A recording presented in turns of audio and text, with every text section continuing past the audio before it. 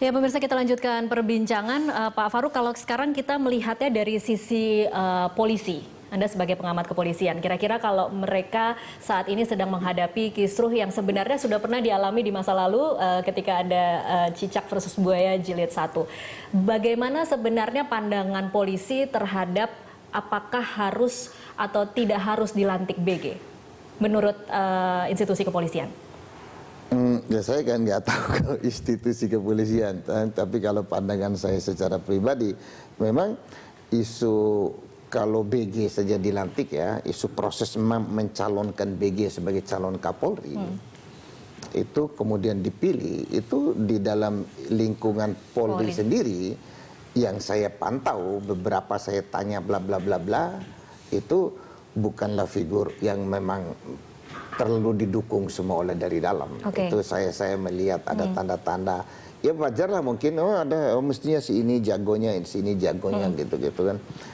Tapi ya inilah bagian dari proses seleksi yang memang lebih menonjolkan kepentingan top down daripada bottom up. Jadi kita harapkan tadi betul-betul polisi profesional itu majulah calon-calon itu yang ini. Tapi karena ini adanya intervensi politik apa semua itu dikondisikan layaklah itu. Jadi ini pun sudah dirasakan oleh bawahan, sehingga di bawah sendiri pun nanti akan timbul ya orang-orang yang cari muka sudah sekarang kan. Cari muka. Seperti siapa misalnya? Ya itu bukan soal yang aneh. Kita dulu waktu zaman itu saja, itu politik cari muka itu bukan hal yang aneh. Saya beberapa kali juga suruh datang ke sana supaya naik pangkat ya. Ngapain naik pangkat? Kalau begitu cara berpikirnya sebenarnya tidak masalah ya kira-kira kalau kemudian Presiden memutuskan untuk tidak melantik BG, tidak akan terlalu terjadi pergolakan yang ditakutkan sangat besar terjadi dari polisi misalnya. Justru lebih aman bagi Jokowi tidak mengambil keputusan, membiarkan dengan alasan ikuti aja. Masih ada kan step hukum karena keputusan itu diragukan validitasnya.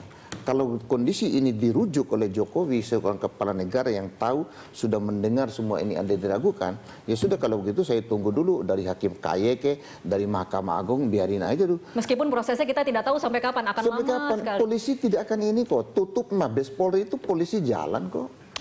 Polres itu yang perlu, itu yang melayani masyarakat gitu. Jadi ya, Pak Faruk ditahan dulu, kita akan mencoba menyapa Zainal Arifin Mokhtar, ahli hukum tata negara dan juga peneliti dari Pukat UGM. Selamat sore Mas Zainal.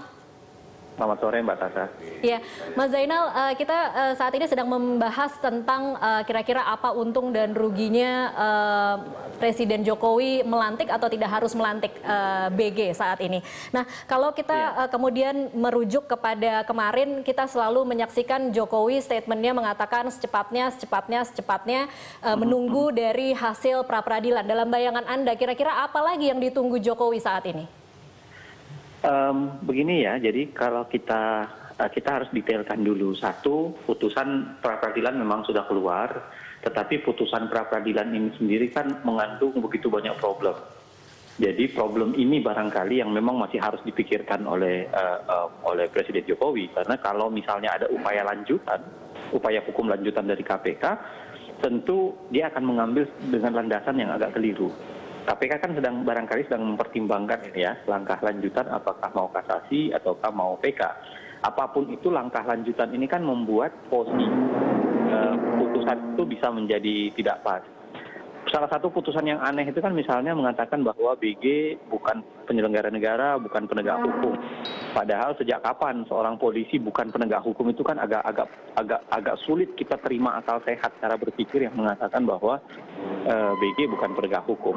Jadi akan terbuka upaya hukum lanjutan dan itu sangat mungkin kemudian akan berpihak ke KPK barangkali kalau ada upaya hukum lanjutan, saya tidak tahu. Tapi yang kedua yang harus dipikirkan oleh Jokowi juga adalah putusan ini sendiri.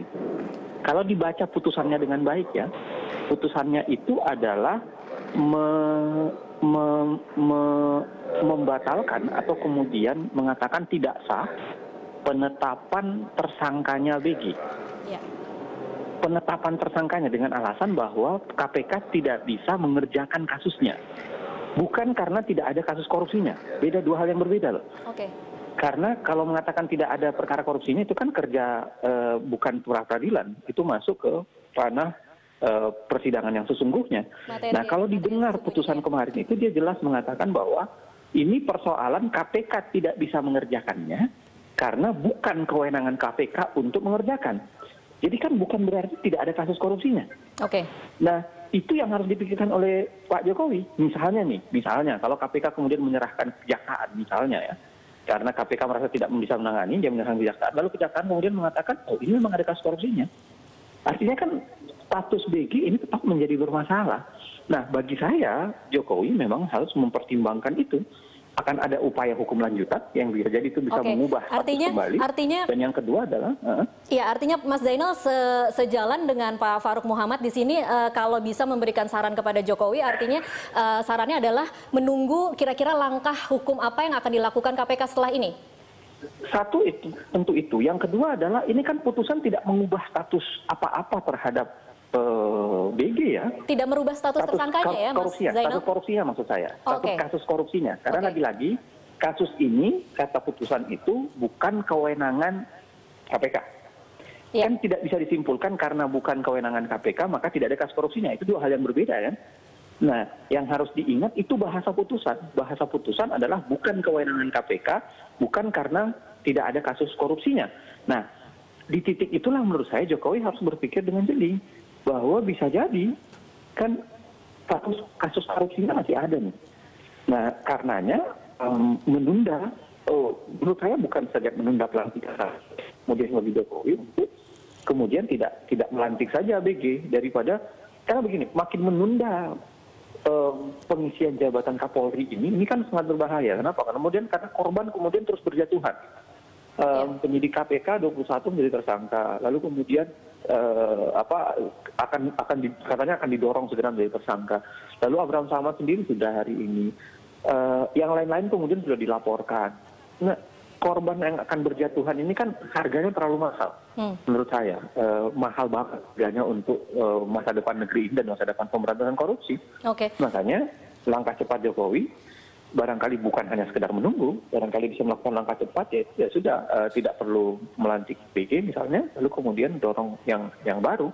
Gitu. Mas Zainal, tapi faktanya ada sinyal yang sangat kuat dengan kedatangan Ketua Umum Partai Nasdem sore ini ke Istana bahwa Jokowi akan segera melantik. Ini sinyal yang ditimbulkan dari Istana.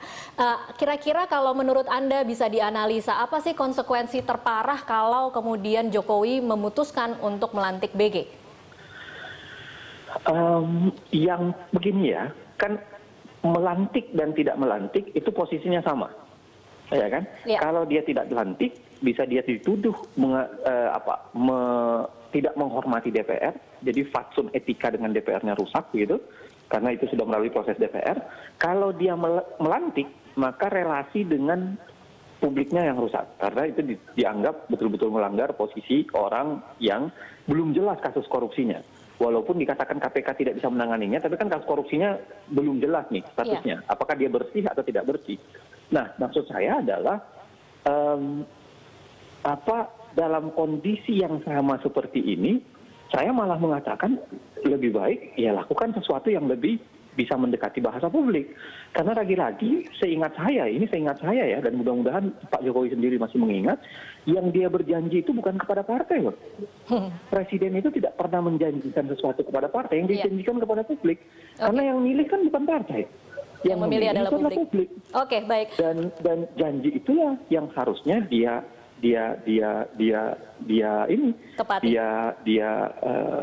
tegakkan kembali. Gitu. Oke, baik. Mas Zainal, saya harus potong dulu. Kita harus break sejenak. Pemirsa tetaplah bersama kami. Kami masih akan kembali saat lagi.